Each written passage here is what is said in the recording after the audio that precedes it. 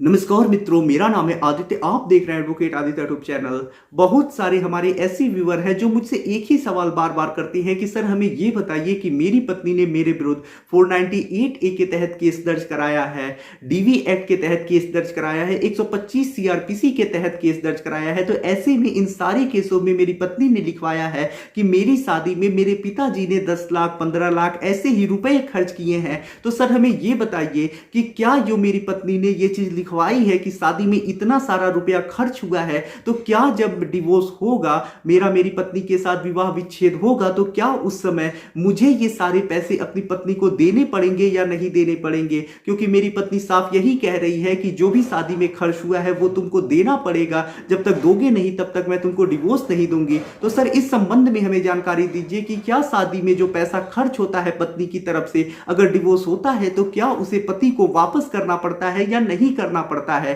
तो आज मैं आपके इसी सवाल का आपको जवाब देने वाला हूं। तो चलिए वीडियो को शुरू करते हैं। अगर आपका सपना है जुडिशरी एग्जाम को क्रैक करने का, तो ऐसे में अनअकैडमी आपकी बहुत मदद कर सकता है, क्योंकि अनअकैडमी एक ऐसा प्लेटफॉर्म है जहां आप घर बैठे ही इंडिया के टॉप एजुकेटर्स से अपने जुडिशरी एग्जाम की तैयारी कर सकती हैं और बहुत आसानी से जुडिशरी एग्जाम को क्रैक कर सकती हैं। अनअकैडमी पे Gujarat judiciary services rapid linking batch start हुआ है, जिसमें आपके जो एजुकेटर होंगे तनसुख पालीवाल सर, अपूर्वा पुरोहित ma'am, Jagdish Chandra sir, Surya Prakash sir और नारायण कुमार सर होंगे। ये जो बैच स्टार्ट होगा वो 18 फरवरी 2022 से स्टार्ट होगा, जिसे आप अपनी स्क्रीन पे देख सकते हैं। अनअकैडमी पे 9 फरवरी 2022 से एक और बैच स्टार्ट कर दिया गया है, जो कॉम्प्रिहेंसिव जुडिशरी बैच फरवरी 2022 है, जो अनिल खन्ना सर और उनकी टीम के द्वारा चलाया जा रहा है। तो ये जो भी बैचेज हैं वो आपके जुडिशरी एग्जाम के लिए काफ़ी ज़्यादा हेल्पफुल और उपयोगी सिद्ध होंगे।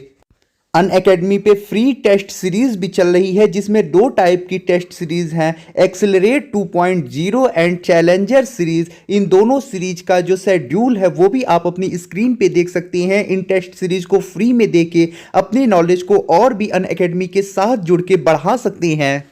तो अब देर किस बात की, जितना जल्दी हो सके आप भी अनअकैडमी पे सब्सक्रिप्शन ले ले। सब्सक्रिप्शन का चार्ज आपको स्क्रीन पे दिखाई दे रहा होगा। यदि सब्सक्रिप्शन लेते समय आप ASRI10 प्रोमो कोड का यूज करते हैं तो आपको 10% डिस्काउंट भी मिलेगा। देखिए, मैं भी ऐसे बहुत सारे केस देखता हूं जिसमें जो पत्नी होती है लिखवाई होती है कि जब मेरी शादी हुई तो उस समय मेरे पिताजी ने इतने लाख रुपए खर्च किए थे।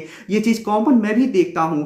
तो देखिए, ऐसा नहीं है कि जब शादी हुई है तो उस समय जो भी खर्च हुआ है वो अगर डिवोर्स होता है तो पति को वापस करना पड़ जाएगा। ऐसा कुछ नहीं होता है। कोर्ट कोई आदेश नहीं करता है। जैसे पत्नी की खर्च हुआ है, यानी पत्नी के तरफ से खर्च हुआ है शादी में, वैसे पति के तरफ से भी तो शादी में खर्च हुआ है। तो कोर्ट ऐसा कोई ऑर्डर नहीं करता है, कोई आदेश जारी नहीं करता है कि जो शादी में पैसा खर्च हुआ है उसे पति देगा। ऐसा कुछ नहीं होता है। जब डिवोर्स होता है तो ऐसे में आपको सिर्फ मेंटेनेंस देना पड़ता है। अगर आप चाहें तो मंथली मेंटेनेंस दे सकती हैं, या फिर एक मुश्त भरण पोषण देके हमेशा के लिए मेंटेनेंस देने से छुटकारा पा सकती हैं। तो ऐसे में ये चीज आप क्लियरली समझ जाइए कि जब डिवोर्स होता है तो ऐसे में जो पत्नी होती है सिर्फ पति से मेंटेनेंस प्राप्त करती है, न कि जो पैसे शादी में खर्च हुए हैं या फिर अन्य जो उपहार दिए गए हैं या फिर जो भी चीजें हैं ऐसे, वो सारे वापस पाती है। ऐसा कुछ नहीं होता है। जो भी पैसे शादी में खर्च हुए होते हैं वो पति के भी खर्च हुए होते हैं, पत्नी के भी खर्च हुए होते हैं। तो ऐसे में कोई पक्ष एक दूसरे के